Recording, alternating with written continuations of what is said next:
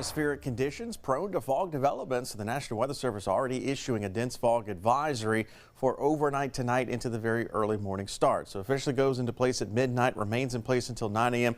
for all the parishes and counties here shaded in pink, essentially our entire viewing area here at WAFB. So the fog potential, as we look at the key points, we're expecting areas of dense fog, maybe not quite widespread dense fog, average visibility around 1 mile. So give yourself a few extra minutes out the door if you have an early morning drive for tomorrow between the hours of 4 a.m. and 8 a.m. That's when fog will be most widespread and also at its thickest. Use those low beam headlights. Watch for area kids that could be out and about at morning bus stops. Here's a look at your hour by hour temperatures for tomorrow. You can see temperatures only expected to drop down into the 50s overnight, and then we're going to top out in the upper 70s by the time we get towards the afternoon. We're going to mix in a couple chances of showers. Could get a morning disturbance. That could be primarily south and east of Baton Rouge, so closer to the New Orleans metro area.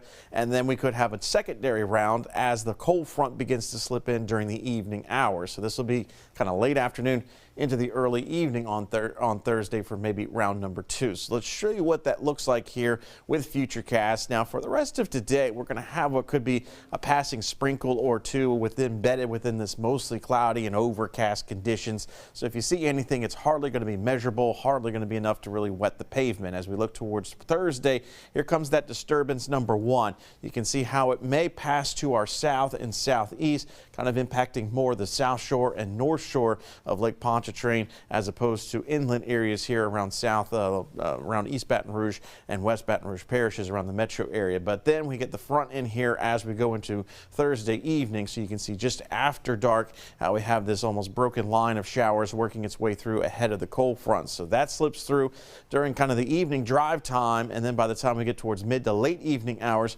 front is knocking on the doorstep, eventually passes through, and we get on the drier and cooler air heading into your Friday morning. So Friday is going to be a beautiful looking day, but it is going to have an added chill to the air after what we're going to be dealing with temperatures in the upper 70s the day before. So here's a look at the estimated rainfall from the model that I just showed you, highlighting that disturbance could dump off maybe a spot or two of 1+ inch of rainfall, but outside of that, we're expecting less than 1/4 inch of rainfall on average across portions of southeast Louisiana and southwestern Mississippi.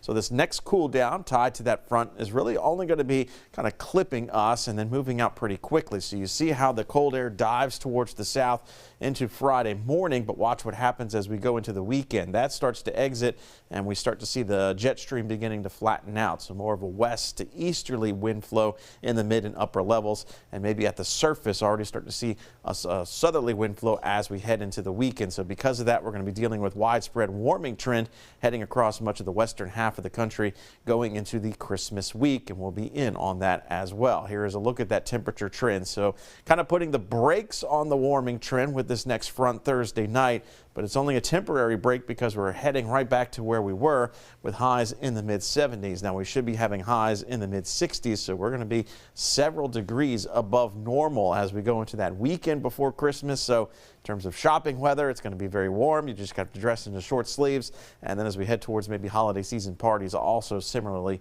in terms of the forecast. So a spotty sprinkle today, temperatures kind of holding in the mid 60s. We'll jump into the 70s for tomorrow with some scattered showers, one round in the morning, one round in the late afternoon, early evening. And then we'll have that one cool day on Friday before we start to see that mild, if not warmer air beginning to arrive. Yeah, winter officially beginning on Sunday and certainly not feeling like the winter season at all.